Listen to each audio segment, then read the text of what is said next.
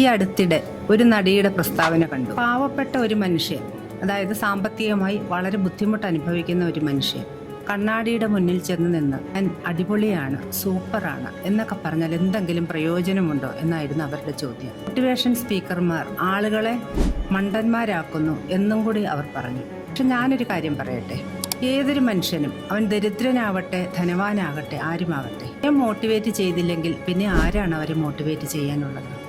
അയാൾ കണ്ണാടിയുടെ മുന്നിൽ ചെന്ന് നിന്ന് ഞാൻ വളരെ കഴിവുള്ള ഒരു വ്യക്തിയാണ്, ഞാൻ സൂപ്പറാണ്, അടിപൊളിയാണ് എന്നൊക്കെ പതിവായി പറഞ്ഞു കഴിയുമ്പോൾ അയാളിലുള്ള ആത്മവിശ്വാസമാണ് അവിടെ കൂടുന്നത്. ഒരു ദരിദ്രനാവട്ടെ, അയാൾ ആത്മവിശ്വാസത്തോടെ കാര്യങ്ങൾ ചെയ്തു തുടങ്ങുമ്പോൾ അയാൾക്ക് ജീവിക്കാനുള്ള മാർഗവും അവിടെ തുറന്നു കിട്ടുകയാണ് ചെയ്യുന്നത്. ഒരു തട്ടുകട ഇട്ടാൽ പോലും അയാൾക്ക് നല്ല ലാഭത്തിൽ ആ ബിസിനസ്സിനെ കൊണ്ടുപോകാൻ സാധിക്കും. കാരണം അയാൾക്ക് ആത്മവിശ്വാസം കൈമുതലായുണ്ട്. അപ്പോൾ ആ സ്ത്രീ പറഞ്ഞതിൽ എന്തെങ്കിലും ഒരു അർത്ഥമുണ്ടോ?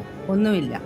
നമ്മളെ തന്നെ മോട്ടിവേറ്റ് ചെയ്യണം. തീർച്ചയായും നമ്മളെ മോട്ടിവേറ്റ് ചെയ്യണം. നമ്മളല്ലെങ്കിൽ പിന്നെ ആരാണ് നമ്മളെ മോട്ടിവേറ്റ് ചെയ്യാനുള്ളത്?